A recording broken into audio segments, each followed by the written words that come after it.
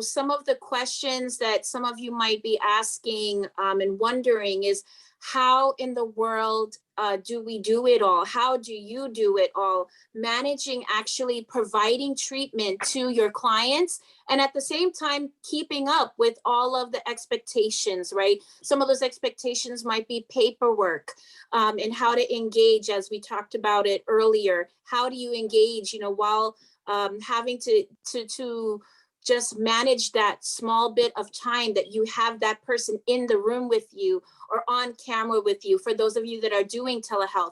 And so I thought it would be a good idea to talk to Christopher, since he's been with us for the last 3 years. He's gotten to see what it's really like presently. Before, there might have been that feeling, Christopher, like we're not allowed to do concurrent notes. We're not allowed to write or type, with our client. That was taboo. Can you share with our audience tonight, how do you do it as a therapist? How do you provide therapy, and how do you keep up with all of the forms and your progress notes? Thank you, Christina. Well, it is like Marilyn was saying, it's a work in progress. So it's almost like you got to learn how to do the dance, kind of. Being a clinician here in New York City is going to be very fast paced, not just here at NYPCC, but other, excuse me, mental health clinics. It's very fast paced. So for example, in one day, you might see 10 to 12 people, or sometimes even more, sometimes less, but it's like an average amount would be like 10 people that you're seeing a day. That means that's 10 notes that you have to write for that one day. So my recipe would be coming in at least 15-20 minutes before your day starts, just so that you can map everything out while you're in your sessions, because sessions can sometimes be back to back. So you have a 10 o'clock, a 10:30, an 11, an 11:30, then your next client might be at 12.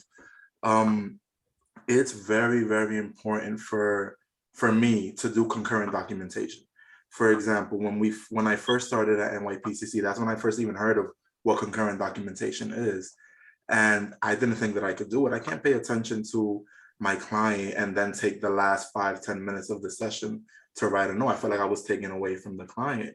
But actually, no, that is what has kept me on top of all my paperwork. This is the mental health field. Paperwork is always going to be there. It's the nature of the beast. We can't get rid of it. So concurrent documentation is like the biggest thing that I can preach about. Just take the last 5 minutes of your session and write your note out. It doesn't have to be perfect.